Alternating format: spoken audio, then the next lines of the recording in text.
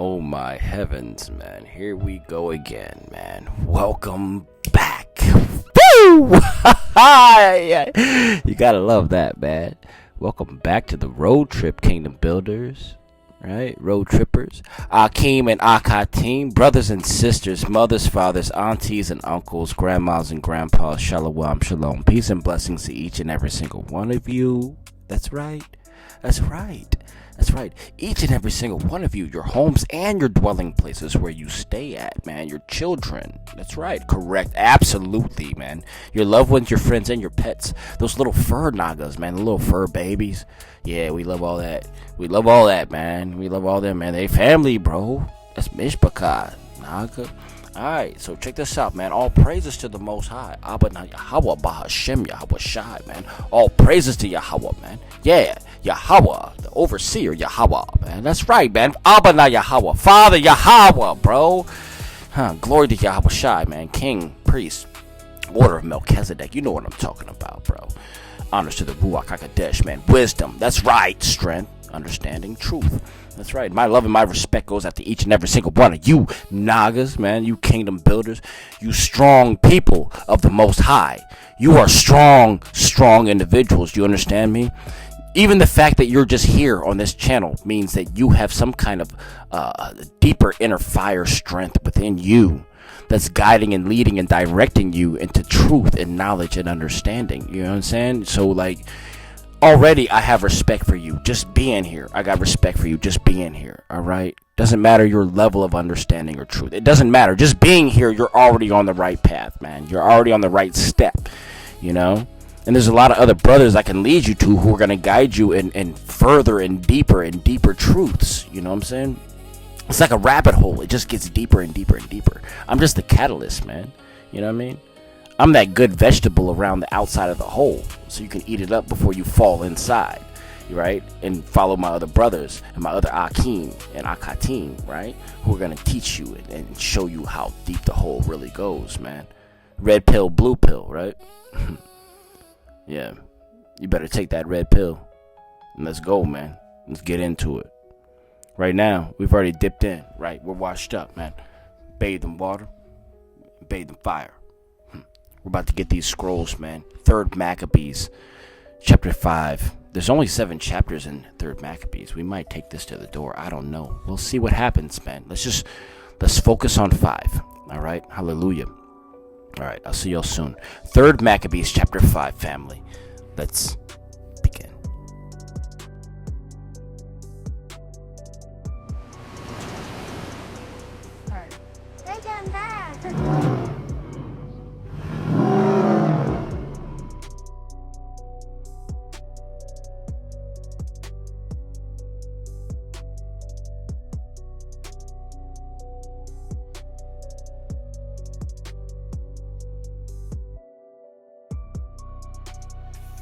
All right, chapter 5, and it reads, Then he called Hermon, who had charge of the elephants, full of rage, altogether fixed in his furious design. He commanded him with a quantity of unmixed wine and handfuls of incense, infused to drug the elephants early on the following day. These 500 elephants were when infuriated by the copious draughts of the frankincense, to be led up to the execution of death upon the Yahudim.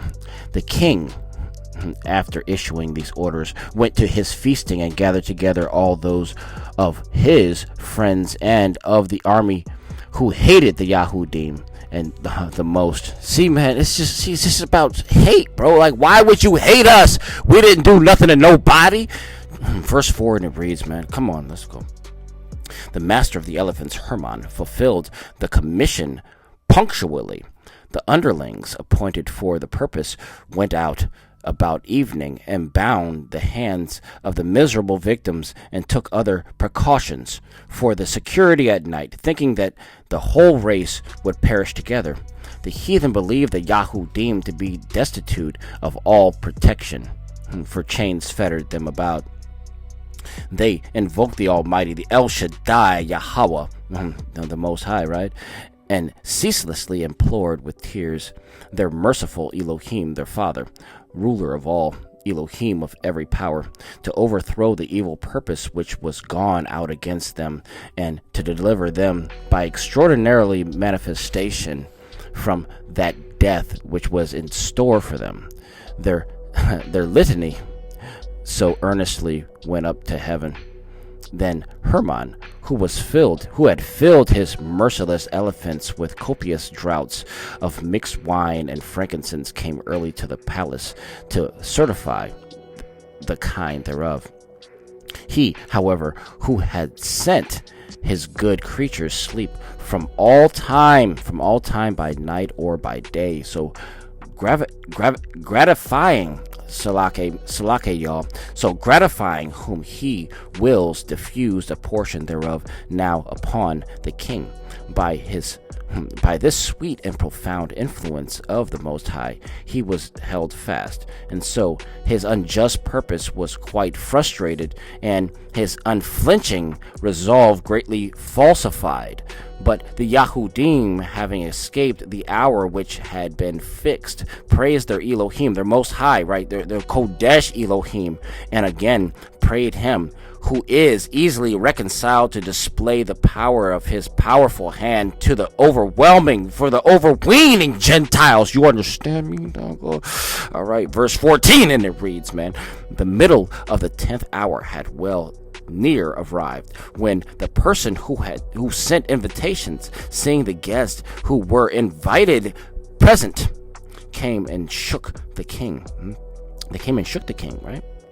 He gained his attention with difficulty, and hinting that the mealtime was getting past, talked the matter over with them. The king listened to this, and the turning aside to his potations, right, commanded the guests to sit down before him. This done, he asked them to enjoy themselves and to indulge in mirth at this somewhat late hour of the banquet. Conversation grew on. It went on and on and on and on and on, right?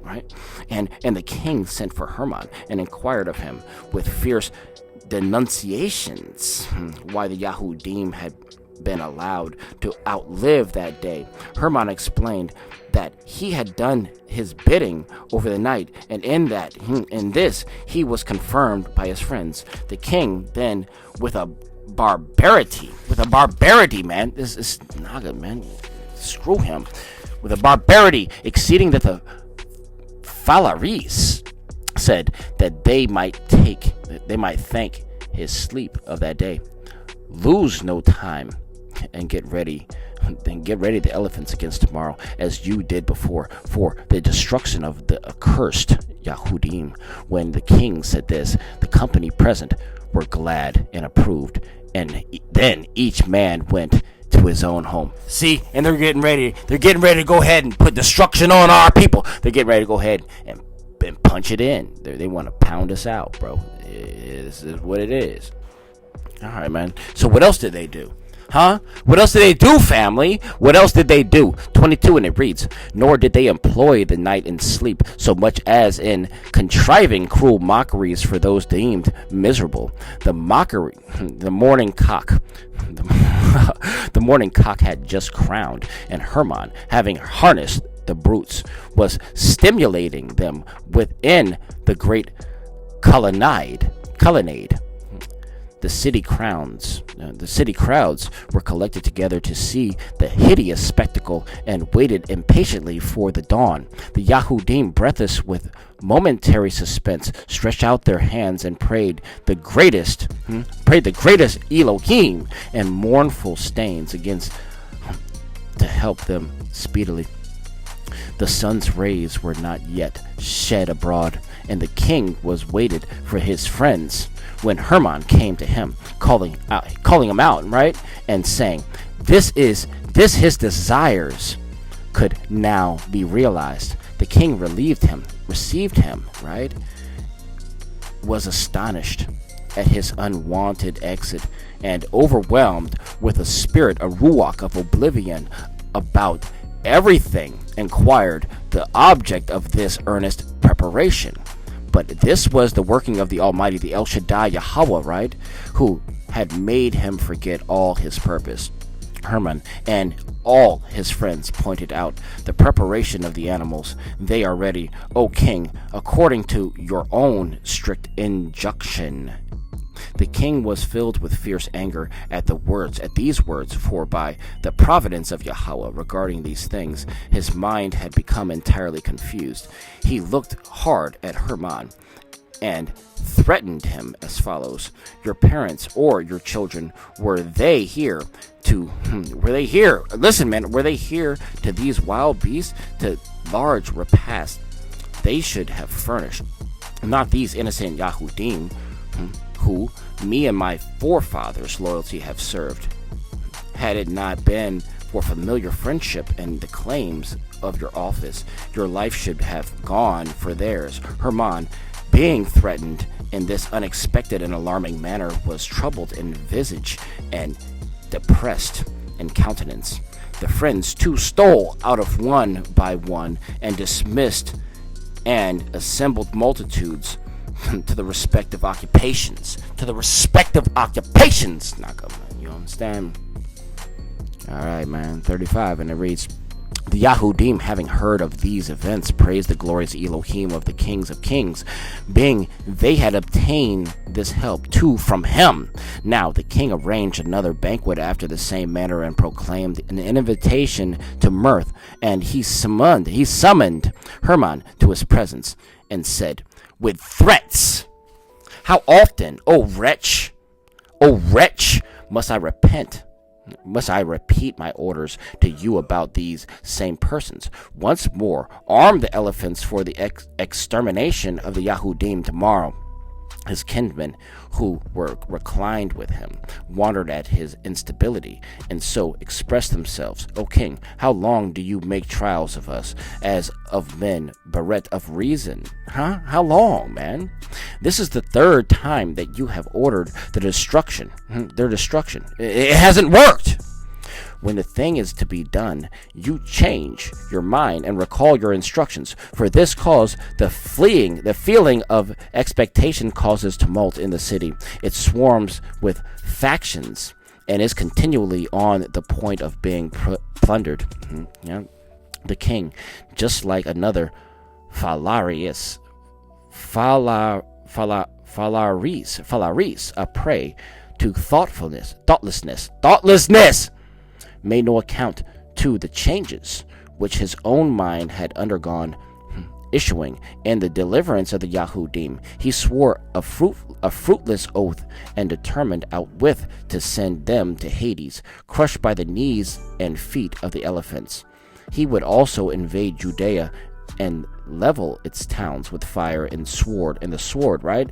And deliver and destroy that temple which the heathen might not enter, and prevent sacrifices ever after being offered up there. Joyfully, his friends broke it up together with his kinsmen, and thrusting in his determination, arranged their forces and guard at the most convenient places of the city. And the master of the elephants urged the beast into an almost maniacal state, drenched them with incense, with wine, and decked them with frightful instruments. About early morning, when the city was now filled with the immense number of people at the hippodrome, he entered the palace and called the king to the business in hand. Oh boy, man, that's bold. That is bold, my naga. That's bold, bruh. 47, and it reads: the king's heart teemed with impious rage, and he rushed out with the mass along with the elephants, with fleeing unsoftened and eyes pitiless. He longed to gaze at the hard and wretched doom of the above-mentioned Yahudim. But the Yahudim, when the elephants went out at the gate, followed by the armed force, and when they saw the dust raised by the throng, and heard the loud cries of the crowd, thought that they had come to the last moment of their lives, to the end. What they had trembling expected. They gave way, therefore, to lamentations and moans. They kissed each other. They thought it was over, man. They thought it was over. Those nearest of kin to each other hung about one another's necks. Fathers about their sons, and mothers about their daughters, right? Other women held their infants to their breast, which drew that seemed their last milk. Nevertheless, when they reflected upon the help previously granted them from heaven, right? From the Most High. From who? From Yahweh. From who? Oh, the Most High El Shaddai, man. They prostrated themselves with one accord, removed even the suckling children from their breasts, and sent up an exceedingly great cry, asking the Most High El Shaddai, Yahweh of all power, to reveal himself and have mercy upon those who now lay at the gates of Hades. At the gates of Hades, right? Because hell is not a place. Hell is a condition, family. Hades is a place. Tartarus is a place. Sheol is a place. Hell is a condition. And you are living in hell right now. You've been living in hell your entire life and didn't know it, or maybe you did. You're in hell. You are in hell. Don't go to Sheol. Well, don't go to Tartarus. Don't go to Hades. Don't go to the left side of Sheol, because there is Abraham's bosom. What do you think happens to the good people who die? You know, they're not in Tartarus. They're in Abraham's bosom, right? Do some research about those two things. I'm not a teacher. I'm just letting you know. I'm maybe opening the door for your mind so you can go do some research on your own and figure out, what is this Naga talking about? What is Abraham's bosom? What is Sheol? What is Tartarus? What's the difference between Tartarus and Abraham's bosom, right? And the vast gap and the valley that's between the two. And you can see the other side from the other side. Oh man, persecution, torment, retribution. That's the end of this one, though. All right, man. So that was the end of, let me see, chapter 5. All right. So we got chapter 6 coming back up. We're going to put chapter 6 and chapter 7 together for the door, all right? And we're going to run out of 3rd Maccabees, all right? And when 3rd Maccabees is done, what are we going to do? We're going to do 4 Maccabees. What else? It only makes sense. In the meantime, in between time, shalom, shalom. Peace and blessings to each and every single one of you, man. Road trippers, kingdom builders, Akim and Akatim. Brothers and sisters, mothers, fathers, aunties and uncles, grandmas and grandpas, everybody in the house, man. Shalom, shalom. Peace and blessings to you, your homes, your dwelling places, right? Your homes, right? Your children, your loved ones, your friends, and your pets, man. Little fur babies. I'll see you guys soon, real soon, man. Real soon, real soon. All praises to the Most High. I love you. Yeah.